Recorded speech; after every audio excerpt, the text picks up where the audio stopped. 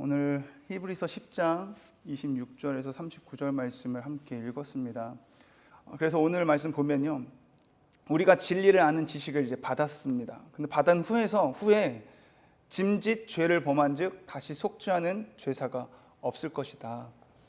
오직 무서운 마음으로 심판을 기다리는 것과 대적하는 자를 태울 맹렬한 불만 있으리라. 불심판만 있게 된다라는 거죠. 어떤 사람에게요? 우리가 진리를 이제 받았어요. 우리 진리가 이제 예수님 우리 영혼 대제사장이고 우리가 의롭다 대한 그 믿음으로 말미암아 우리가 의롭다 대한 의인이 되었다라는 것에 대한 지식을 받았는데 짐짓 죄를 범하면 안 된다는 거예요. 짐짓 죄를 범한다는 게 우리 옆에 설명하는 거 보면요, 고의적이고 짐짓이라는 뜻이요, 고의적이고 의도적인 것을 이야기하고 있고요. 범한즉은 이제 헬라어로 이제 해석을 하면은 의역을 하면 지속적인 것이라는 뜻을 갖고 있어요. 그래서 의도적으로 계속 지속적으로 우리가 알면서도 짓는 그런 죄들이 지속적으로 그 죄를 끊지 못하고 계속해서 그 죄에 대한 틈을 준다면 마귀에게 우리가 심판을 받을 수 있다는 것을 지금 이야기하고 있는 거죠. 경고하고 있습니다.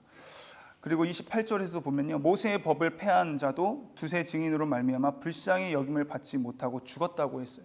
마땅히 죽여도 할 말이 없는 것입니다. 왜냐하면 모세의 법에는 그렇게 되어 있었기 때문에. 근데 모세가 받은 법이 모세가 지은 법이 아니라 하나님께서 명하신 법이잖아요. 그래서 가늠한 자가 현장에서 두세 명의 증인이 있으면은 그 자리에서 돌 던져서 죽여도 상관이 없었어요. 바로 그 자리에서 직결 심판을 할 수 있었습니다. 모세의 법에도 그렇게 하나님께서 심판하셨는데 하물며 29절에 보면요, 하나님의 아들을 짓밟고 자기를 거룩하게 한 언약의 피를 부정한 것으로 여기고 은혜의 성령을 욕되게 한 자가 당연히 받을 형벌은 얼마나 더 무겁겠느냐, 너희는 생각해 보라고 말씀하고 있어요. 하나님의 아들을 짓밟았다. 그리고 성령을 욕되게 했다. 거룩하게 하신 그 언약의 피를 부정하게 하는 삶을 살지 말라는 거죠. 그런 사람은 어떤 삶을, 위에서도 말했지만 의도적으로 지속적으로 그 죄를 끊지 못하고 알면서도 짓는 그 죄를 이제는 단번에 끊어야 된다. 그렇지 않으면 형벌을 면할 수 없다라고 지금 또 그렇게 경고하고 있습니다. 그러면서요, 30절 보면요, 원수 갚는 것이 내게 있으니 내가 갚으리라 하시고 또다시 주께서 그의 백성을 심판하리라 말씀하신 것을 우리가 아노니 살아계신 하나님의 손에 빠져 들어가는 것이 무서울진저. 하나님이 심판이 있다는 것을 계속해서 경고하고 있습니다. 그러면서 마지막으로 권면을 하는데요, 32절부터 39절까지 말씀을 보면은요, 전날에 너희가 빛을 받은 후에, 이것도 똑같죠. 우리 26절에 시작할 때도 우리가 진리를 아는 지식을 받은 후에, 빛을 받은 후에, 그 예수에 대해서 우리가, 빛이 예수님이잖아요. 빛 대신 예수님을 우리가 이제 알게 됐는데 그 하나님의 은혜를 받은 자로서 우리가 살아가는데 많은 고난이 있을 것이라고 말해요. 큰 싸움을 견디고 여러 비방도 있고 환난도 있는데, 이때는요 핍박이 있을 때였잖아요. 엄청난, 예수 믿으면 죽는다. 그래서 예수님을 입으로 시인하면은 구원받는다는 그 얘기가요, 로마서에 있는데, 예수의 이름을 시인해? 그럼 예수님을 믿습니다. 예수님의 이름을 시인했으니까 난 구원받았다. 그게 아니라 그때 그 당시에는 내 목숨을 거는 거였거든요. 내가 지금 예수님을 믿는다 시인하면 그 자리에서 바로 죽을 수 있는데, 그런 상황에서도 난 예수님을 믿는다라는 순교했던 사람들 말하는 거죠. 그래서 예수님을 그렇게 받았는데도 불구하고 우리가 이런 고난에 지금 살고 있지는 않아요. 그렇게 핍박을 하고 막 예수님을 죽인다 해도 바로 죽는 그런 상황은 아니지만, 원수 마귀 사단이 이제는 어떻게 공격하냐면요, 미디어를 통해서 공격하죠.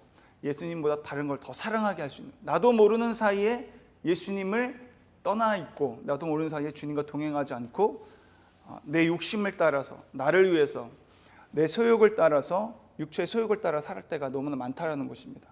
엄청난 공격이 있어요. 그런 고난 가운데 큰 싸움을 우리가 이제 견뎌내야 된다라고 말씀하고 있습니다. 그래서 보면은요, 두 가지 단어가 이제 계속 나오는 걸 볼 수가 있어요. 의미만 다르게, 글씨만 다르게 나왔지 두 가지 단어가 나오는데요, 인내와 소망이라는 것입니다. 인내와 소망. 그래서 인내를 보면요, 오늘 32절 말씀을 보면요, 고난의 큰 싸움을 견디어낸 것을 생각해라. 견디라는 것이죠. 인내로서 견디는 것입니다. 그리고 또 인내가 어디나 나오는 34절 보시면요, 소유를 빼앗기는 것도 기쁘게 당한 것은 기쁘게 당하는 것, 인내로서 그렇게 기쁘게 당할 수 있다라는 거죠.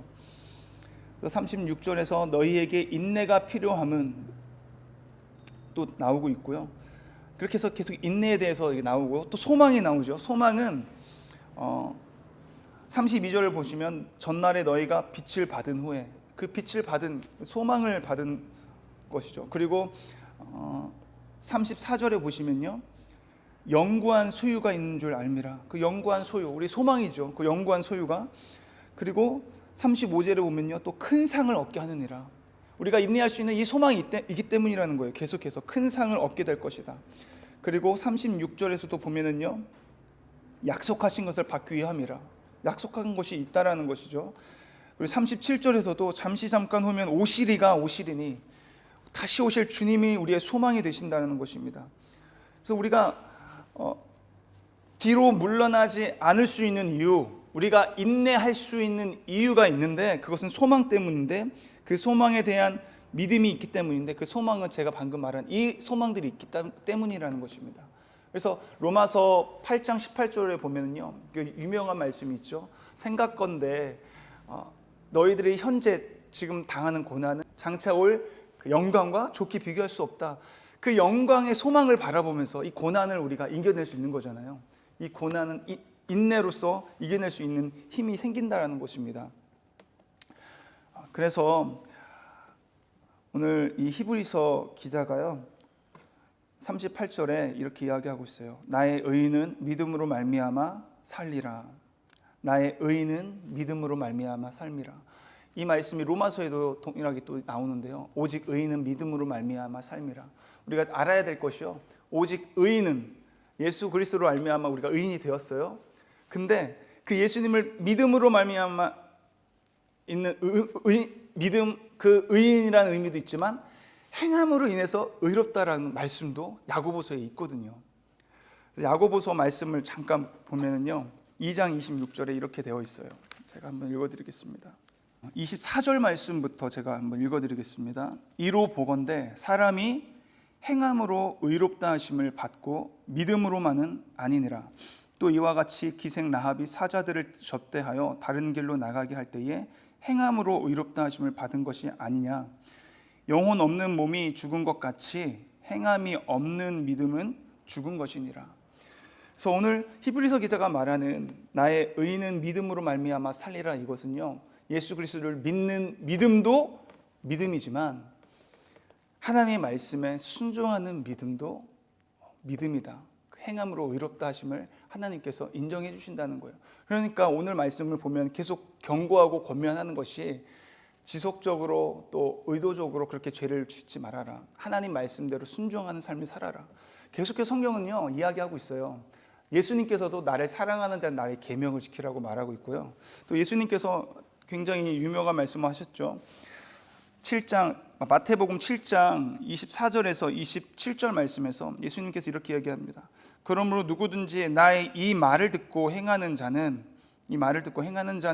그 집을 반석 위에 지은 지혜로운 사람 같으리니 비가 내리고 창수가 나고 바람이 불어 그 집에 부딪히되 무너지지 아니하나니 이는 주추를 반석 위에 놓은 까닭이요 나의 이 말을 듣고 행하지 아니하는 자는 그 집을 모래 위에 지은 어리석은 사람 같으리니 비가 내리고 창수가 나고 바람이 불어 그 집에 부딪힘에 무너져 그 무너짐이 심하니라.